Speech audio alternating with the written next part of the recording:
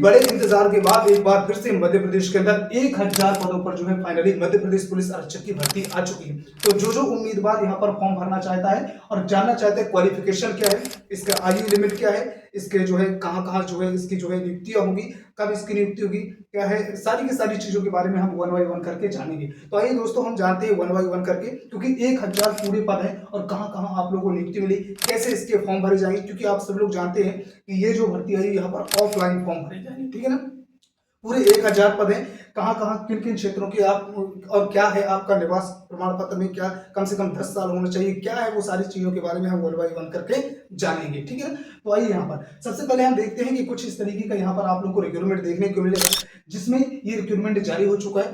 Finally ये SP office Bhopal के द्वारा इसे जारी किया गया है और ये 3 क्षेत्रों में, खासकर 3 क्षेत्रों में ये जो है भर्ती होगी, और 3 क्षेत्रों में होगी तो मध्य प्रदेश में, लेकिन 3 क्षेत्र होंगे वो, जैसे बालाघाट, डिंडोरी और मंडला, ये 3 क्षेत्र होंगे जहां पर आप लोग को नियुक्ति मिलेगी। लेकिन यहां पर बता देना चाहता हूं पहले ही कि कम से कम आप इन 3 क्षेत्रों में जहां ये भर्ती होने वाली है, इन 3 क्षेत्रों में मध्य प्रदेश के, चाहे आप किसी भी जिले से आते हो, लेकिन इन 3 क्षेत्रों में कम से कम आपको 10 साल रहना जरूरी है, यानी कि 10 साल पहले का आप लोगों को यहाँ पर निवास प्रमाण पत्र होना चाहिए। ठीक है ना, ये बहुत ही इंपॉर्टेंट है, इस बात को ध्यान रखना। ठीक है ना, अब यहाँ पर बात कर लेते हैं क्वालिफिकेशन क्या है। तो क्वालिफिकेशन की अगर हम बात करें तो यहाँ पर आप लोग को, अगर आप एसटी कैटेगरी से आते हैं तो आप लोगों को केवल और केवल 5th पास, यानी कि केवल और केवल 5वीं पास मांगा गया है और कुछ भी नहीं। ठीक है ना, लेकिन याद रहे फिजिकल जरूर होगा यहाँ पर, इसके इससे ज्यादा आप लोगों को जरूरी है केवल और केवल 5वीं पास, लेकिन फिजिकल आप लोगों को अनिवार्य है, क्योंकि फिजिकल की बदौलत ही आप लोगों का सिलेक्शन होगा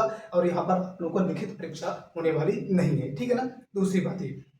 तीसरी बात ये कि सर यहाँ पर जो है हम कैसे फॉर्म भरेंगे, फॉर्म कैसे भरेंगे, और जो लोग, हाँ, और जो लोग एससी, मैंने बता दिया कि एसटी कैटेगरी से केवल 5वीं पास, और जो एसटी कैटेगरी के अलावा जैसे OBC, general, EWS, other category से जो भी आते हैं उनके लिए कम से कम 10वीं पास होना चाहिए, यानी कि 10th पास होना चाहिए। ठीक है, तभी आप इस फॉर्म को भर सकते हैं। अब आप लोग सोचते होंगे कि तो फिर यहाँ पर जो है हम कैसे फॉर्म भरेंगे, कहाँ से भरे जाएंगे, जब ऑनलाइन नहीं है तो ऑफलाइन है। तो यहाँ पर आप लोगों को बताना चाहता हूँ कि देखिए आपको एसपी ऑफिस जाना पड़ेगा।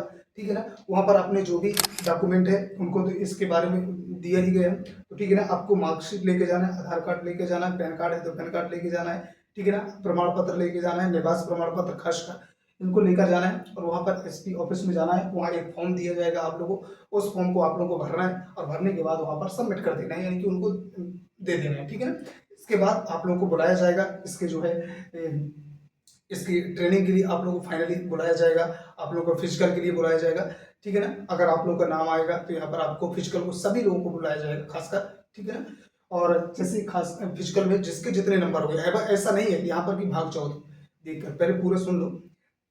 देखो फिजिकल के यहाँ पर बावजूद ही होने वाला है, ना कि 10th पास 5 पास, वहाँ पर कोई नंबरों के मार्क्स पर नहीं, नंबरों पर नहीं, बल्कि कितना किसका परसेंट बना था इस पर भी नहीं, केवल और केवल यहाँ पर फिजिकल की बदौलत होने वाला है। चाहे आप इंडियन आर्मी को मान लो या फिर यहाँ पर मान लो, केवल फिजिकल अगर आप लोगों को अच्छा है तो आप इस एग्जाम को जरूर भरें और इस एग्जाम को दें, ताकि आप लोगों को यहाँ पर, ठीक है ना, यहाँ पर जॉब मिल पाए।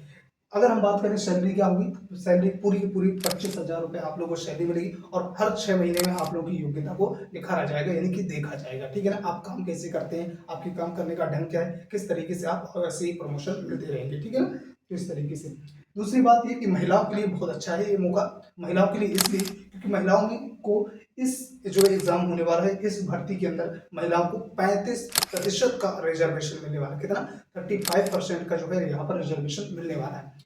तो ये कुछ जानकारी थी, अब मैंने आप लोगों को बता दिया इसके बारे में। अगर बात करें यहाँ पर टोटल जो पदों की संख्या है 1000 है, और 1000 में से बालाघाट जिले की बात करें तो टोटल 810 पद हैं। ठीक है ना, अगर बात करें हम मंडला जिले की बात करें तो मंडला जिले की अगर यहाँ पर बात करें तो मंडला जिले में 130 पदों की संख्या है। ठीक है ना, अगर यहीं पर बात करें डिंडोरी की, डिंडोरी में 60 पद है। टोटल मिलाकर मतलब 1000 पद यहाँ पर देखने को आप लोग को मिलते हैं। ठीक है ना, बस यही जानकारी थी तो मैंने सोचा कि आप लोगों को बताना चाहिए। लेकिन एक बात जरूर कि इन 3 जिलों में से किसी एक जिले के आप निवासी जरूर होने चाहिए और कम से कम 10 साल से वहां पर रहना चाहिए आपको। ये 10 साल से आपका वहां पर निवास होना चाहिए, तभी आप लोगों को ये जॉब मिलेगी। ठीक है ना, तो आप लोगों को मैं उम्मीद करता हूँ कि आप सब लोगों को जानकारी मिल गई होगी। अगर ऐसी ही जानकारी चाहते हैं आप कि हमेशा मिलती रहे तो आप हमारे चैनल को सब्सक्राइब कर सकते हैं, लाइक कर सकते हैं और शेयर कर सकते हैं दोस्तों के पास, ताकि जो भी इसकी योग्यता है उन लोगों को जानकारी मिल जाए। ठीक है ना, तो थैंक यू मिस्टर आफ्टर, जय हिंद जय भारत। अगर कोई भी डाउट है कि कैसे फॉर्म भरना है, कहाँ पर सबमिट करना है, तो